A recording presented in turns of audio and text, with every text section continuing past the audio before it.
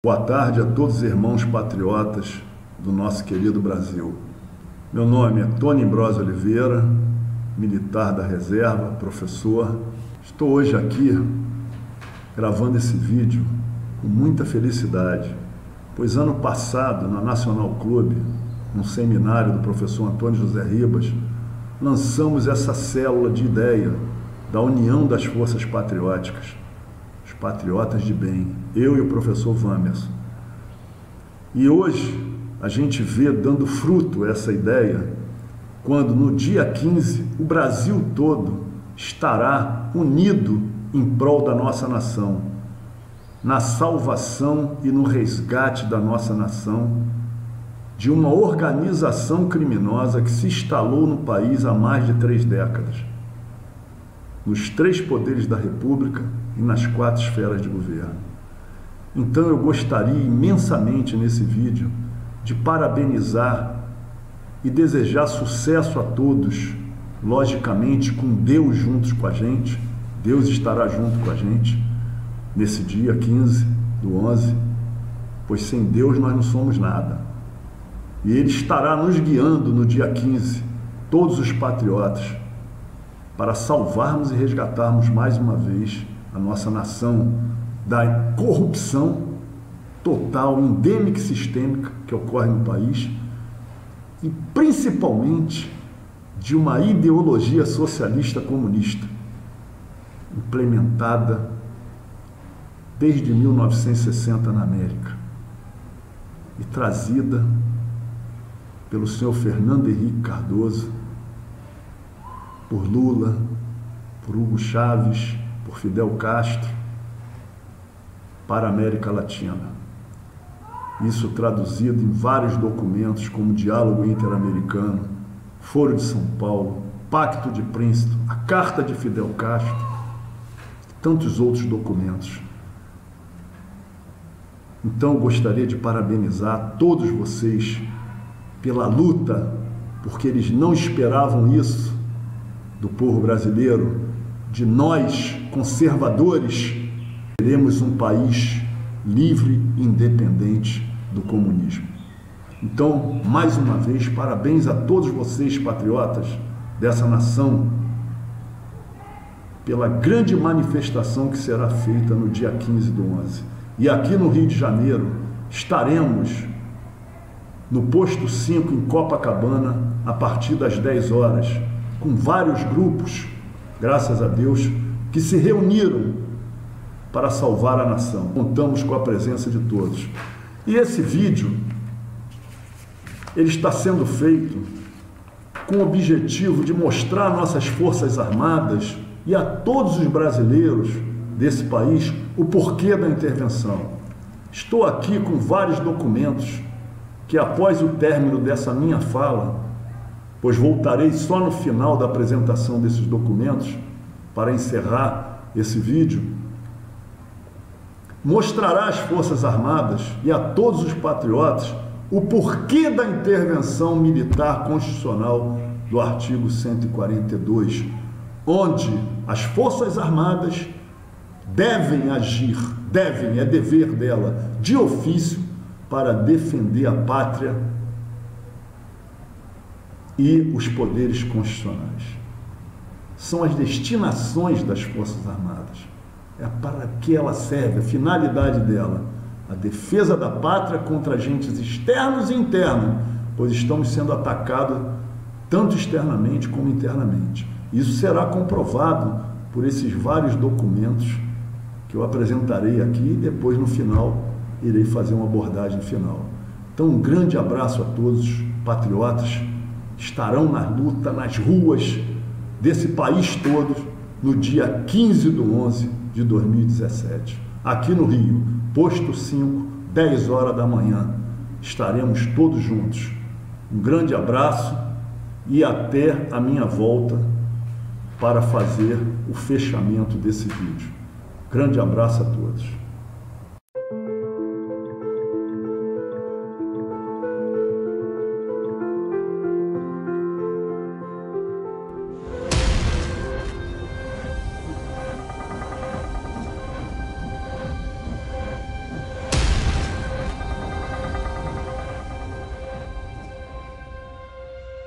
It's a great brainwashing process which goes very slow, and it's divided in 4 basic stages. The first one being demoralization. It takes from 15 to 20 years to demoralize a nation. Why that many years? Because this is the minimum number of years which requires to educate one generation of students in the country of your enemy, exposed to the ideology of the enemy. In other words, Marxism-Leninism ideology is being pumped into the soft heads of at least 3 generations of American students without being challenged or counterbalanced by the basic values of Americanism, American patriotism. The result you can see. Most of the people who graduated in the 60s, dropouts or half-baked intellectuals, are now occupying the positions of power in the government, civil service, business, mass media, educational system. You are stuck with them. You cannot get rid of them. They are contaminated. They are programmed to think and react to certain stimuli in a certain pattern. You cannot change their mind, even if you expose them to authentic information. Even if you prove that white is white and black is black, you still cannot change the basic perception and the logic of behavior. In other words, these people, the process of demoralization is complete and irreversible. To get rid society of these people, you need another 20 or 15 years to educate a new generation of patriotically minded and common sense people who would be acting in favor and in the interests of the United States society.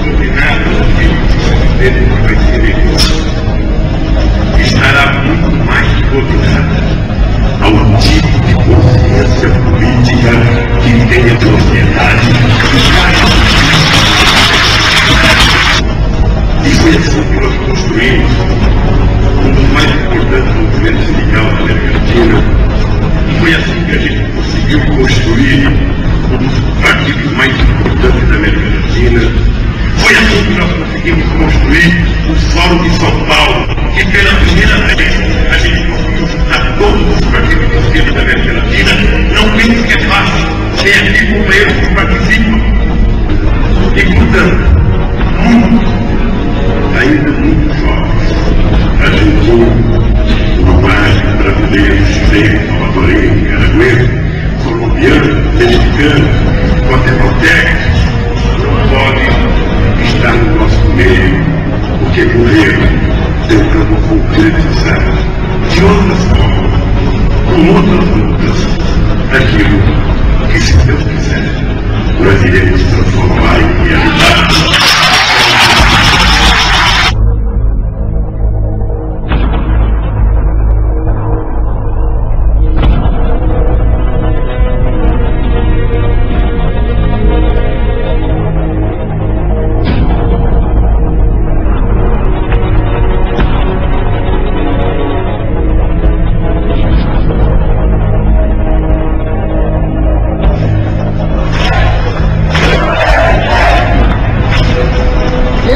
queria desejar uma boa tarde a todas as companheiras e os companheiros aqui presentes desse plano social mundial que começou lá em Porto Alegre e agora ocorre nesse local muito especial do Brasil, que é a Amazônia. Queria dizer a todos vocês, a todas as mulheres, a todas as companheiras, a todos os companheiros que estão aqui hoje, que eu me sinto muito feliz de estar aqui na tenda da Revolução Cubana, dos 50 anos da Revolução Cubana, que foi um acontecimento histórico na América Latina e que teve uma influência profunda na minha geração. Então, eu considero esse um momento especial.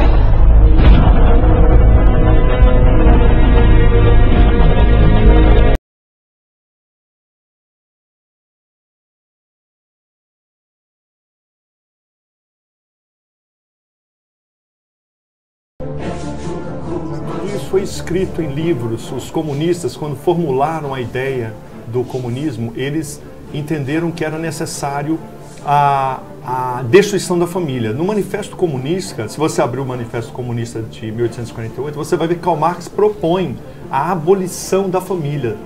E, posteriormente, Friedrich Engels, ele escreve um livro onde ele propõe também que seja destruída a família tradicional, porque na visão dele, a família tradicional é a causa do surgimento da propriedade privada. Então os comunistas escreveram livros, os marxistas, os socialistas, eles escreveram textos onde eles contemplam a necessidade de destruir a família tradicional, homem, mulher e filho. É uma revolução que um livro especial, Herbert Marcuse escreveu o livro Eros e Civilização. Nesse livro, ele propõe que as crianças e adolescentes sejam libertas do que ele chama logos grego. Eu não vou explicar aqui o que é isso, da razão grega dominadora, para ser uma razão hedonista, do prazer. E o que ele propõe para essa revolução que visa destruir a família? Erotizem as crianças. O MEC, Ministério de Educação Comunista, apresentou no Enem Exame Nacional de Ensino Marxista uma afirmação de uma feminista chamada Simone de Beauvoir que diz: ninguém nasce mulher, torna-se mulher. Nenhum destino biológico, psíquico, econômico define a forma que a fêmea humana assume no seio da sociedade. É o conjunto da civilização que elabora esse produto intermediário entre o macho e o castrado que qualificam o feminino. Ninguém nasce mulher. Ninguém nasce mulher? Perguntamos às pessoas o que elas acham disso. Eu achava assim, eu nasci mulher.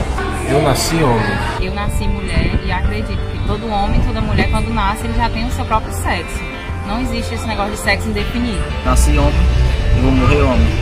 Eu nasci mulher e vou morrer mulher. Sou homem, sou heterogamético, sou XY. Mulher é mulher. Ofereceram pro meu filho crack, droga por R$5. Ofereceram pro meu filho crack, droga por R$5.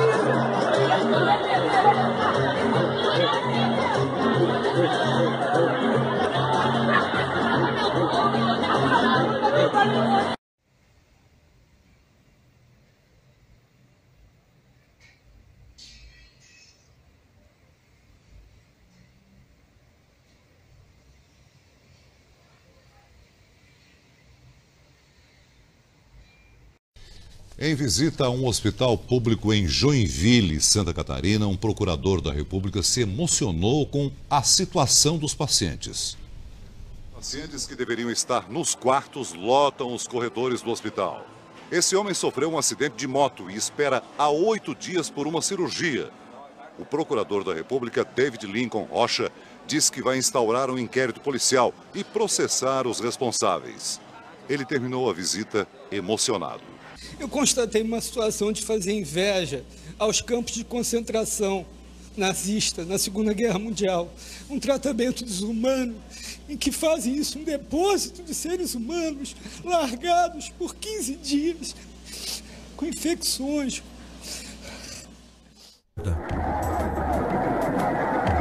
1966. As imagens em preto e branco foram captadas pelas lentes da câmera do cineasta Glauber Rocha.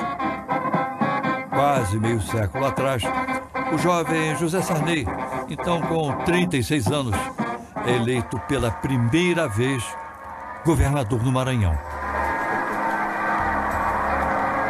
Naquele momento, ele assume publicamente o compromisso de acabar com a fome. O Maranhão não quer a miséria, a fome, o analfabetismo, as mais altas taxas de mortalidade infantil, de tuberculose, de malária, como o exercício do cotidiano. Mas o que mudou de lá para cá? Quem são e como vivem os brasileiros vítimas da miséria e do descaso? Das 5 cidades mais pobres do país, 4 ficam no Maranhão. Belágua, a cidade mais pobre do Brasil. Fernando Falcão, o pior lugar para se viver. Marajá do Sena, a menor renda média familiar. Centro do Guilherme, a maior porcentagem de miseráveis do país. Este candidato a vereador teve 168 votos na última eleição, mas na 4ª zona da 6ª sessão eleitoral, nenhum. Curioso é que ele vota lá. O senhor tem certeza que não errou o número? Com certeza. Quando saiu o resultado, o espanto. Em casa, 15 pessoas votaram em uma mesma vereadora, mas a candidata da família não recebeu um voto sequer. Esse daqui votou tudinho, não sei onde foi. Em regiões mais afastadas das grandes capitais, a situação é parecida. Muita gente desconfia do destino do voto. Modernas urnas eletrônicas são capazes de transformar o que se enxerga na tela em outra coisa. É o que afirma quem entende de tecnologia e informática. É possível você querer votar no candidato e a urna registrar que você votou em outro. Basta que arquivos programados para isso sejam colocados na urna eletrônica. Estes irmãos descobriram indícios de fraude nas eleições de Caxias. Um é analista e administrador de sistemas. O outro, programador, especialista em segurança da informação. Com permissão judicial, checaram urnas de 10 sessões eleitorais. Em um relatório, concluíram que houve manipulação dos equipamentos. A Caixa dessa urna, ela revelou que elas foram ligadas antes da eleição em um ato totalmente estranho. Esta é a lista de códigos digitais de uma urna no dia 15 de setembro. 10 dias após as eleições, os arquivos eram outros. Se houver algum problema estranho da Justiça Eleitoral, certamente está caracterizada a violação. Pedimos para 2 especialistas de São Paulo analisarem os papéis e os relatórios. Alexandre Hashimoto é mestre em Sistemas Integrados, Microeletrônica e em Tecnologia pela Universidade de São Paulo. O programa foi totalmente alterado, antes das pessoas votarem. Amilcar Brunazzo é engenheiro formado pela USP, especializado em segurança de dados. Desde 2000 investiga o comportamento de urnas eletrônicas. A hora que tem programa lá dentro que ninguém sabe de onde veio, eu não sei o que o programa faz. Ele pode fazer qualquer coisa, pode desviar voto, pode identificar voto, pode fazer o que quiser. O povo anda desconfiado de tudo e de todos, e com razão. Acabo de saber que a Universidade de Brasília, num desafio, descobriu que é possível entrar na urna eletrônica, aquela urna que você coloca o seu voto no dia da eleição. Conseguiu entrar e de 475 votos que foram ativados, eles conseguiram subtrair 474 votos. Ou seja, é possível fraudar a urna eletrônica brasileira. Por isso que os países do primeiro mundo não adotaram este sistema ainda. Porque se uma equipe da universidade fez isso, imagine bem os hackers que andam pelo mundo todo derrubando o site de governos mundiais. Hacks tem em todo lugar, especialistas em entrar em sistema eletrônico. Então, nós estamos vulneráveis e é uma covardia que se faz com o cidadão que confia o seu voto no representante que pensou que recebeu o voto e na verdade foi para outra pessoa. Eleitor brasileiro, povo do Brasil, eu denuncio aqui que o sistema eleitoral brasileiro é uma fraude. Eu denuncio aqui que o sistema eleitoral brasileiro é uma mentira. Eu denuncio aqui que o sistema eleitoral brasileiro, via urna eletrônica, é uma trampa e que não existem eleitores, milhões de eleitores no Brasil, e sim milhões de palhaços que vão colocar o voto, sabe-se lá onde, porque sabe-se lá para onde vai o voto. Eu denuncio que os programas já estão preparados para criar quem vai ganhar e quem vai perder a eleição. E no decorrer do meu mandato, eu vou provar dia a dia nesta tribuna. O sistema eleitoral brasileiro é uma farsa e é uma mentira. Não existe em lugar nenhum do mundo. O Paraguai devolveu as urnas. Na Alemanha é inconstitucional. Em Portugal fazem piadas. E nos Estados Unidos, inadmissível. Esclareço ao povo brasileiro que eu não sou o primeiro que denuncia que a urna eletrônica é uma farsa para eleger quem eles querem eleger. O John Herman falou, morreu. O Enéas falou, morreu. O Clodovil falou, morreu. Povo do Brasil, eu ainda estou vivo. Mas os senhores estão convidados, que já estou recebendo ameaça de tudo quanto é lado, se trouxer as provas das fraudes. Vou trazer. E o promotor público em Ribeirão Preto, doutor Cirilo, é testemunha de que o sistema eleitoral brasileiro é uma fraude. Hoje, as lideranças, padre, hoje, a liderança, meus amigos do Nordeste aqui presentes, não nascem mais nas lutas, nas brigas, nas ruas, nas disputas, e sim são Esse aqui é o grande. Tudo está combinado. Quem vai ganhar e quem vai perder.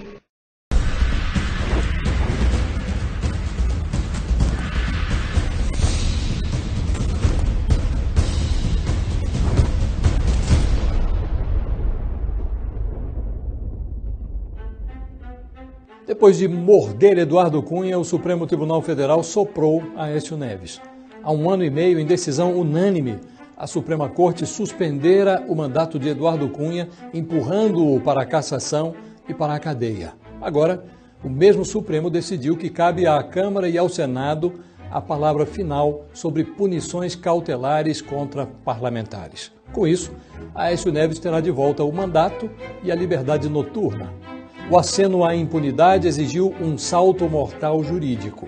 Alguns ministros ficaram quase irreconhecíveis. A última trincheira da cidadania é e será sempre o poder judiciário. E essa história de dizer que o Supremo pode tudo, não vinga. Autonomia não pode se confundir no âmbito dos poderes com algum ideário de soberania. Veja a ousadia, a arbitrariedade. Retirar um senador da bancada de um Estado, ministro da Costa. É um direito achado na rua de forma irresponsável. Não há qualquer ingerência no poder legislativo. A aplicabilidade aos parlamentares de medida cautelar diversa da prisão que implique afastamento da atividade parlamentar deve ser seguida de remessa dos autos dentro de 24 horas à Casa Legislativa respectiva. A realidade já do que ocorreu nos impõe que não só seja afastado da presidência, mas também que haja a suspensão do exercício do mandato. A função dessa corte é distensionar as fricções que possam ocorrer entre os demais poderes constitucionais. A imunidade referente ao cargo e àqueles que o detêm não pode ser confundida em nenhum momento com impunidade ou possibilidade de vir a sê-lo. Que a imunidade não se transforme em impunidade é que a interpretação das normas haverão de preservar a atividade de todos os agentes públicos. Aécio Neves não foi o único favorecido. Foram contemplados todos os denunciados e investigados que transitam pelo Congresso Nacional como se não houvesse lava-jato. Eles mesmos aprovam as leis, eles mesmos descumprem as leis e eles mesmos se absolvem de sanções cautelares previstas nas leis que eles aprovaram. Coube a um ministro do ex-Supremo resumir a nova conjuntura. A ideia de que o Poder Judiciário não possa exercer o seu poder cautelar para impedir o cometimento de um crime significa dizer que o crime é permitido para algumas pessoas.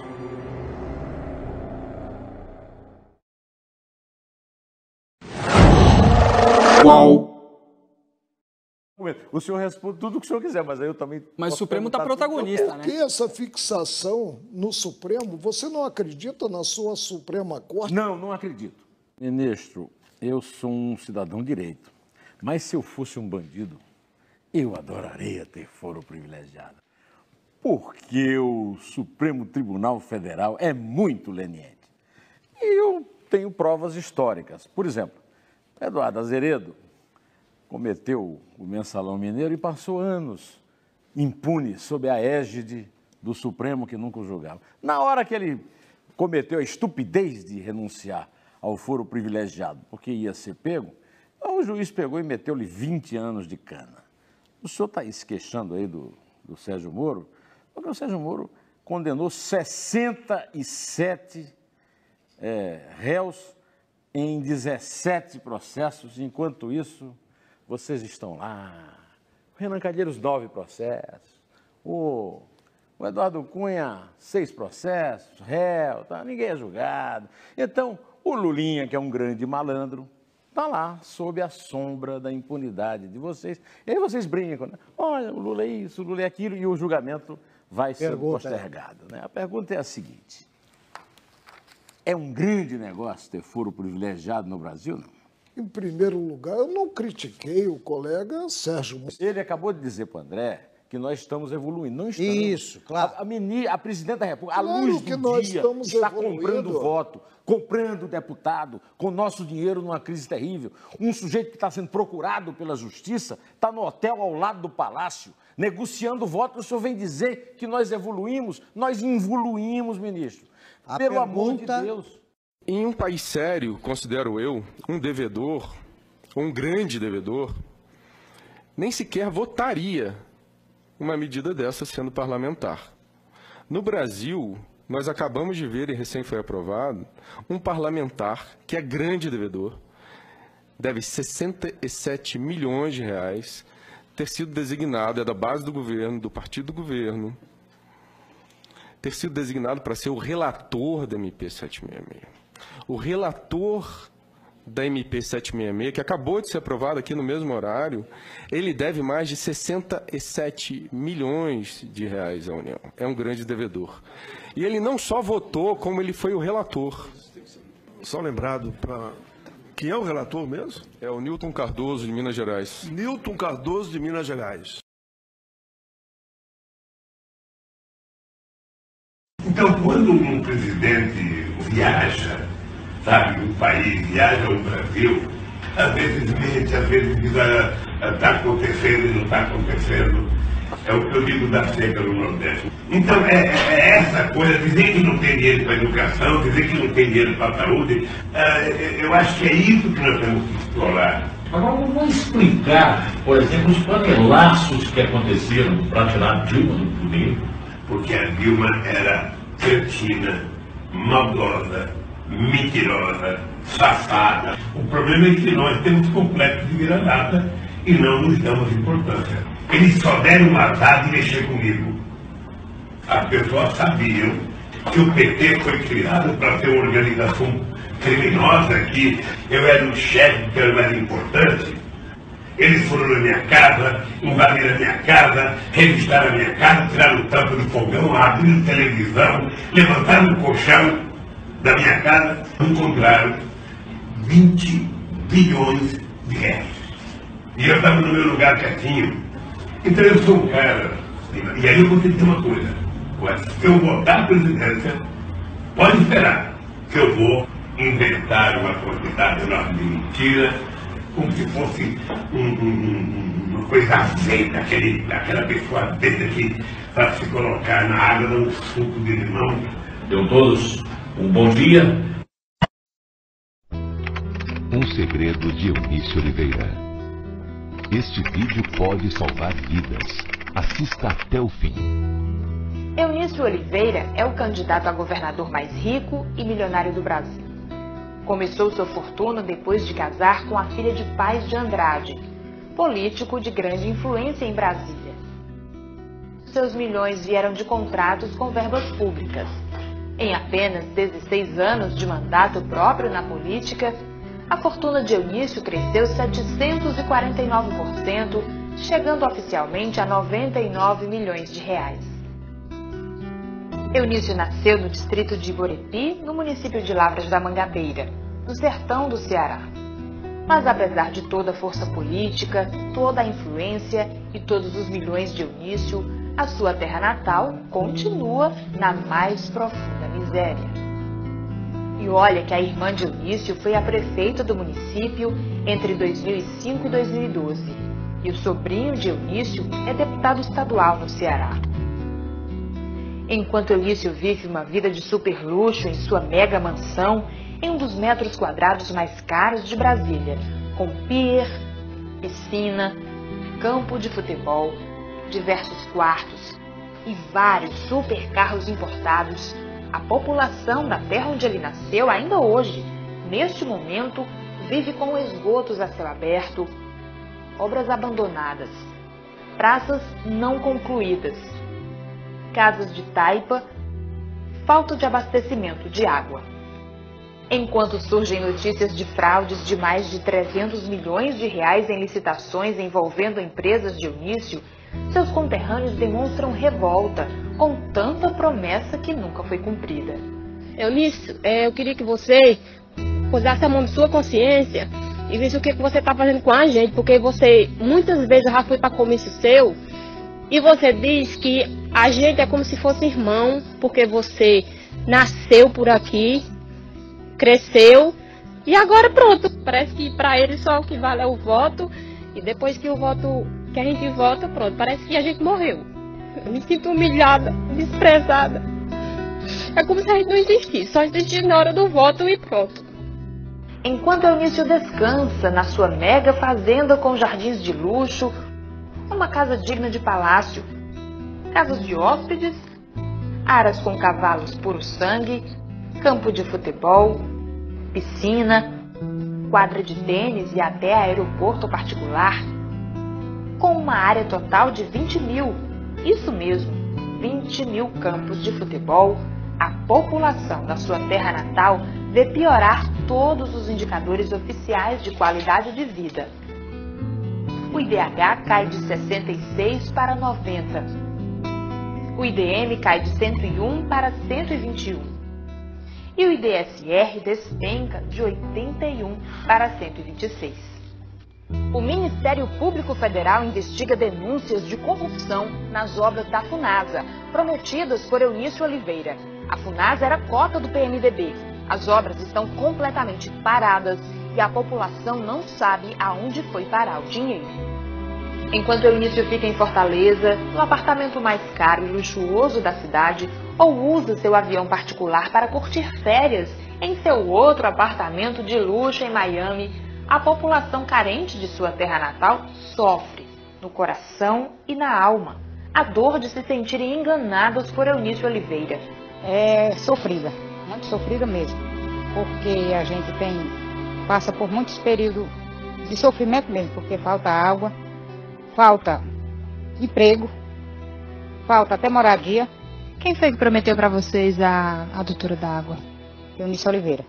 Na eleição passada, ele prometeu ali no palanque, ali no comício que teve. Mas não foi só eu que eu vi, não, foi todo mundo. Ia trazer água, que ganhasse ou que perdesse. E não trouxe não. Fica ruim da gente suportar. Mas fazer o quê, né? É o jeito, né? Fazer o quê? Ele já foi deputado, foi senador e nada fez por outro lugar. Então, aqui como a terra dele, ele veio fazer alguma coisa, dar mais valor. Porque ele pode fazer por fora, mas aqui não. Mas o principal que fazer é melhor ser aqui. Porque aqui onde ele nasceu e aqui onde ele se criou. E hoje é rico e não fez nada. Ainda hoje espera para as casas. 20 casas que eles prometeram, tiveram que derrubar as casas, fazer da alvenaria e não fizeram. Ainda hoje, tomara que saia. Quem foi que prometeu? Foi o Eunício Oliveira. Deveria lembrar mais, porque também ele foi da roça. Eu não, mas as pessoas mais velhas viu que ele veio daí da roça, né? Conhecer eles bem criança, então deveria olhar mais pro lugar dele, né? Não deixar ir abaixo. É daqui da terra, mas só faz prometer, rapaz, só promessa. Como é que a gente pode dizer que é daqui da terra? Tanto faz ele chegar aqui de helicóptero, como vinha montado no jumento, porque ele não faz nada sempre, porque ele já veio tanto aqui no helicóptero e a gente só fazia olhar e pronto, e a gente enche o bucho com aquilo, a gente bebe com aquilo, não bebe. Esta foi a vida que os votos e a política deram a Eunício Oliveira. E esta foi a tristeza que Eunício deixou para trás. Desculpa. Na hora de votar, lembre dos rostos do Anderson, da dona Luzinete, da dona Maria Arlete. A vida é feita de caminhos. Escolha você também o caminho da verdade. Escolha o caminho do bem. Seja você um agente do que é certo, do que é direito. Eunício, quem conhece mesmo, não vota.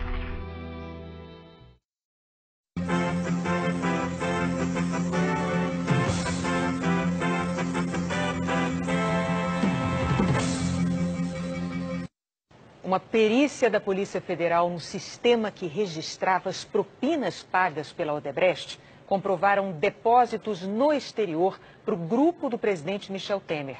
A propina havia sido combinada em reunião com Temer e PMDBistas, segundo a delação de um ex-executivo da empreiteira.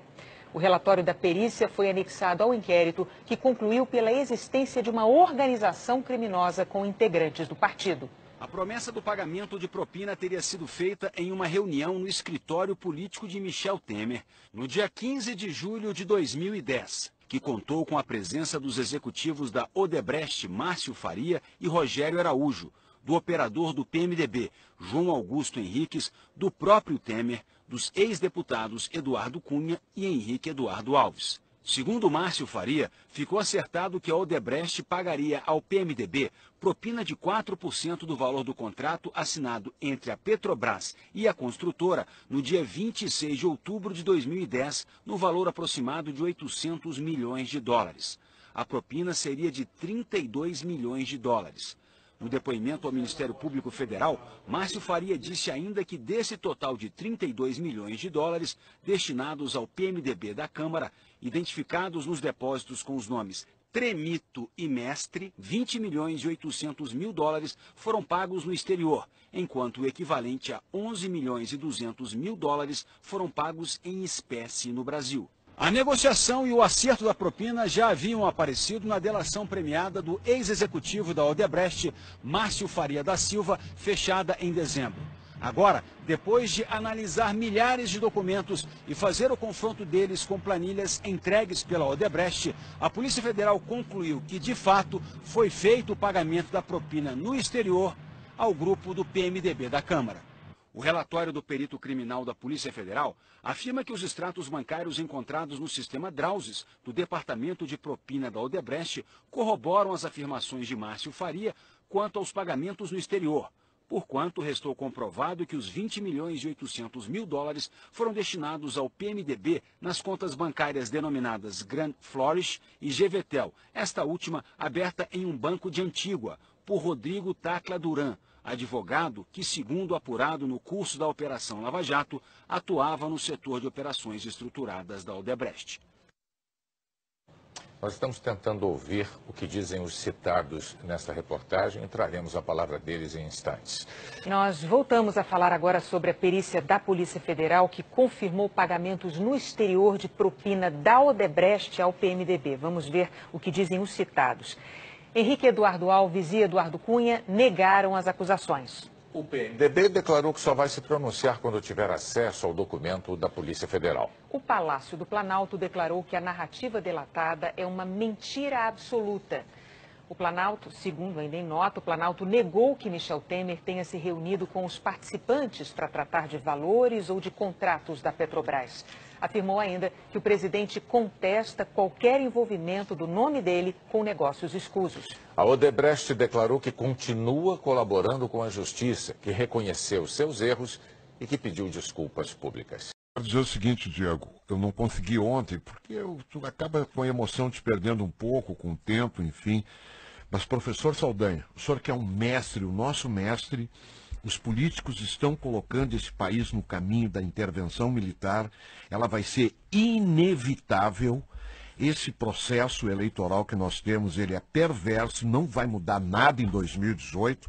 Os militares não querem o poder, mas eles querem restabelecer o que está escrito na bandeira do nosso país. Ordem e progresso. Ninguém suporta mais 4 anos de 2018 para mais 4 anos com esses mequetrefes na política. O Lula já está articulado com o Renan que já está praticamente com a reeleição garantida mais 8 anos, Romero Jucá, não. Eu acho que os militares vêm aí, tem que limpar esse STF, tem que limpar o STJ, vão fazer um recrutamento muito grande de milhões e milhões e milhões de jovens para dentro do Exército Brasileiro para restabelecer a ordem. Eu sou contra a ditadura, lutei muito, Diego, lá atrás, mas nós chegamos no caminho que esses políticos que lá estão, 513, 81 deputados, 81 senadores, colocar o Brasil no fio da navalha e o Brasil vai para uma intervenção militar, não tem outro caminho. Nós não vamos conseguir restabelecer tudo que o professor prega, né, de mudanças na nossa Constituição, no sistema de governo, com essa gente que lá está em Brasília, lamentavelmente. Só te perguntar, tu estás defendendo a intervenção ou tu estás fazendo uma leitura do que vai acontecer? Eu estou fazendo uma leitura e com informações assim de gente muito importante da nação. Existe um movimento muito forte, né, no sentido de restabelecer a ordem. O povo brasileiro não consegue mais, não tem mais condições de suportar os próximos 4 anos. É a criminalidade, a inversão de valores, a esquerda, essa esquerda, se eles acham que tem o Exército Vermelho, que vão conseguir enfrentar o Exército Brasileiro e as pessoas de bem e do bem, eles estão completamente equivocados. Inclusive, isso tem um movimento já a nível internacional, sendo consultado as principais nações sobre o quadro de degradação social e econômica que o país está vivendo, porque o Brasil é um país muito importante a nível de planeta. Isso já está sendo, esse movimento já está acontecendo.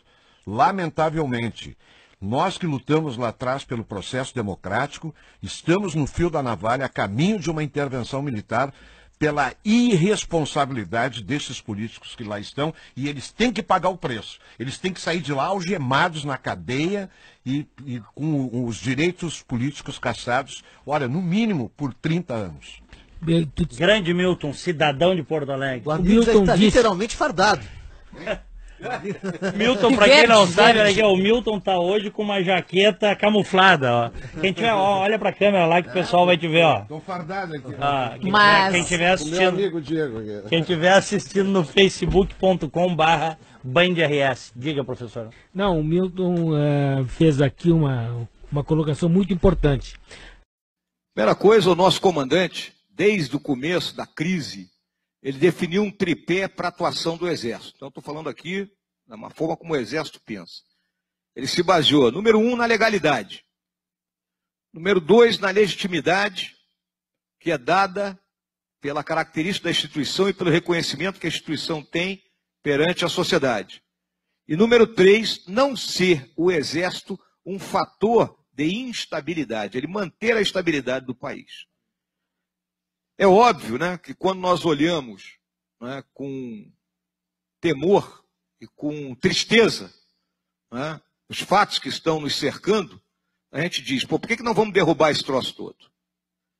Na minha visão, né, e aí a minha visão que coincide com dos meus companheiros do alto comando do Exército, nós estamos numa situação daquilo que poderíamos lembrar lá da tábua de logaritmo, né? Aproximações sucessivas, né?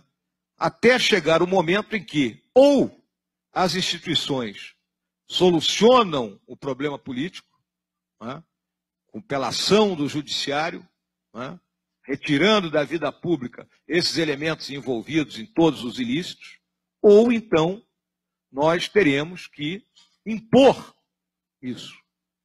Agora, qual é o momento para isso? Não existe forma de bolo. Né? Não tem, nós temos uma terminologia militar que se chama o Cabral, né? Uma vez que Cabral descobriu o Brasil, quem segue o Cabral descobre alguma coisa. Então não tem Cabral. Né? Não existe Cabral de revolução, não existe Cabral de intervenção. Né? Nós temos planejamentos muito bem feitos. Né? Então, no presente momento, o que é que nós vislumbramos? Né? Os poderes terão que buscar a solução. Se não conseguirem, né, chegará a hora que nós teremos que impor uma solução. E essa imposição, ela não será fácil. Né? Ela trará problemas. Podem ter certeza disso aí. E a minha geração, e isso é uma coisa que as senhoras e os senhores têm que ter consciência, ela é marcada pelos sucessivos ataques que a nossa instituição recebeu de forma covarde, muito obrigado, Ricardo, né? De forma não coerente com os fatos que ocorreram no período de 64 a 85, né? Isso marcou a geração. A geração é marcada por isso. Né? E existem companheiros que até hoje eles dizem assim, poxa, nós buscamos fazer o melhor e levamos pedrada de todas as formas. Mas, por outro lado, né, quando a gente olha o juramento que nós fizemos, o nosso compromisso é com a nação, com a pátria, independente, né, de sermos aplaudidos ou não. O que interessa é termos a consciência tranquila de que fizemos o melhor e que buscamos, né, de qualquer maneira, atingir esse objetivo. Então, se tiver que haver, haverá. Mas hoje nós consideramos que as aproximações sucessivas terão que ser feitas. Essa é a realidade.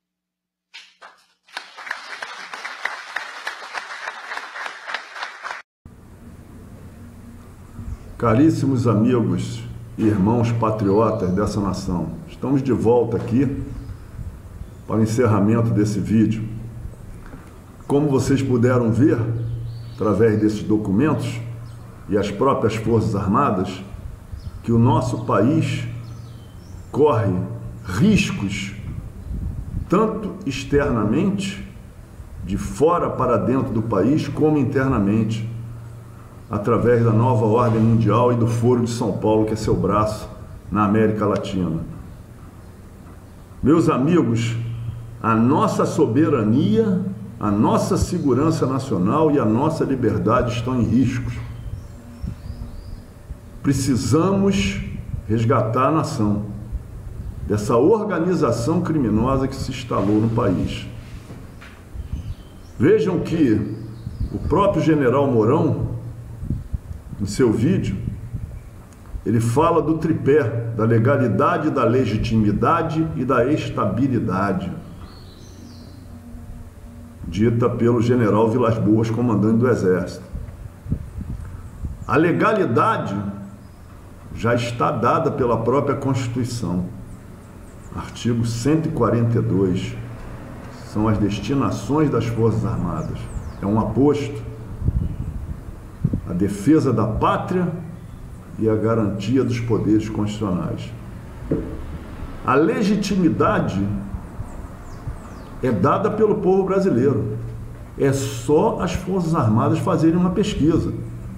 Porque a minha e a de muitos patriotas desse país já comprovam isso.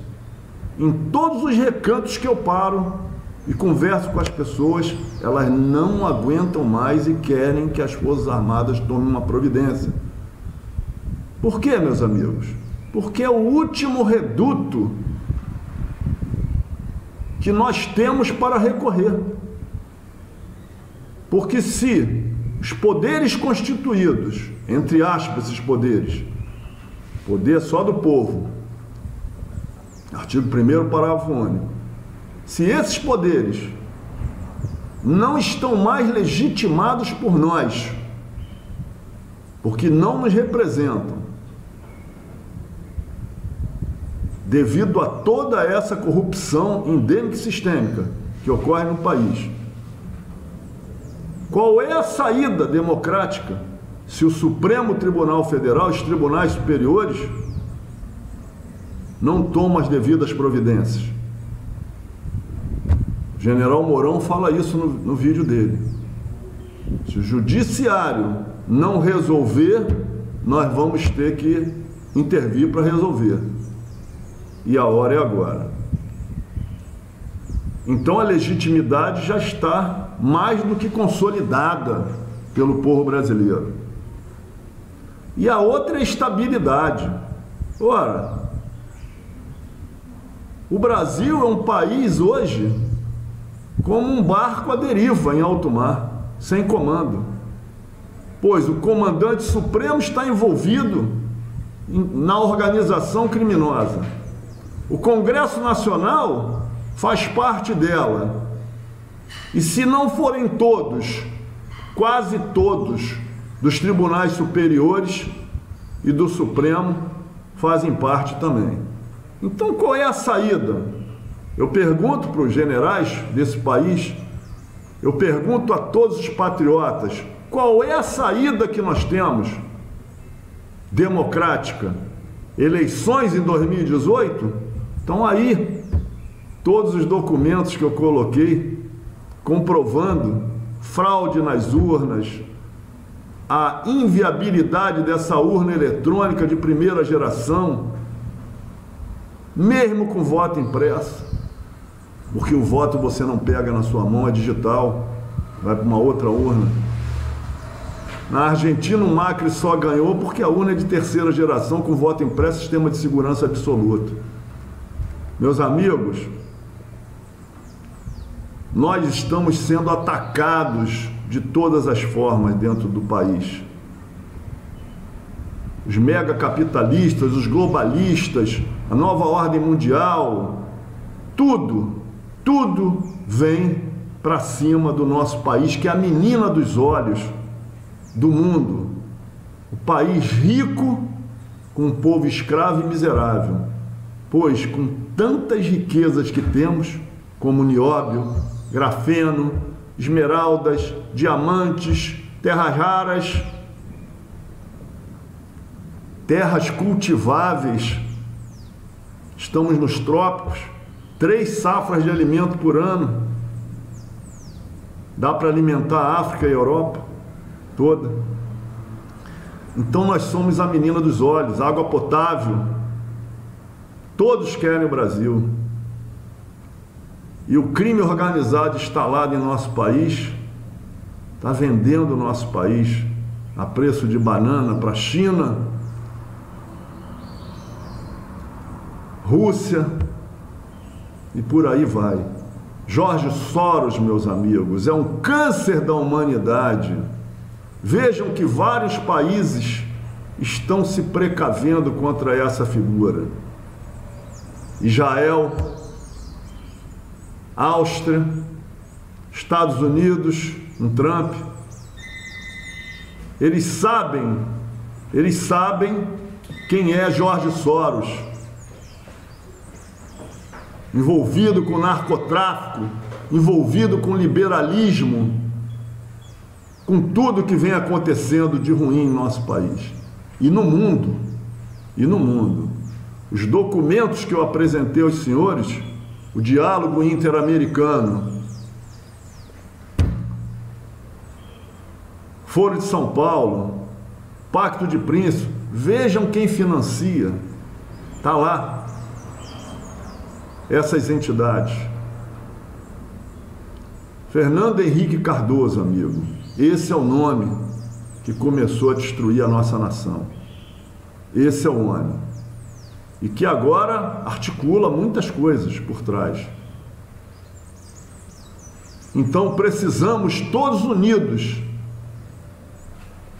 Amanhã, dia 15/11, nos diversos recantos desse país, conclamarmos a intervenção cívica militar do artigo 142, em conjunto com o artigo 1º, o seu povo avalizando as nossas Forças Armadas, que não precisa, mas é importante, porque o artigo 142 é de ofício a defesa da pátria e a garantia dos poderes constitucionais.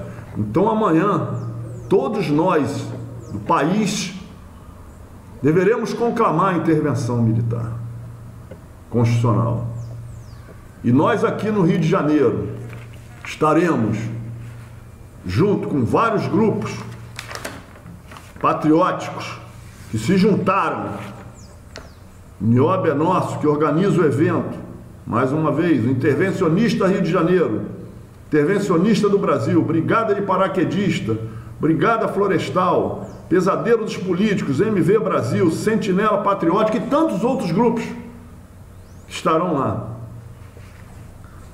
Às 10 horas da manhã, no posto 5, em frente ao Otton, começa a nossa concentração para iniciarmos o ato. Todos os patriotas do Rio de Janeiro, contamos com a sua presença. É importante chamarmos as nossas famílias, nossos filhos, todos os familiares estarem juntos para salvarmos a nação de toda essa corrupção, da morte de vários PMs aqui no estado do Rio de Janeiro. Já passamos de uma centena há muito tempo. E principalmente de uma ideologia liberalista, socialista, comunista que estão implementando no Brasil e em toda a América Latina e na América. E para isso, meus amigos, recomendo a todos assistirem no YouTube, peguem o link no YouTube, a Agenda Comunista para a América 1 e 2.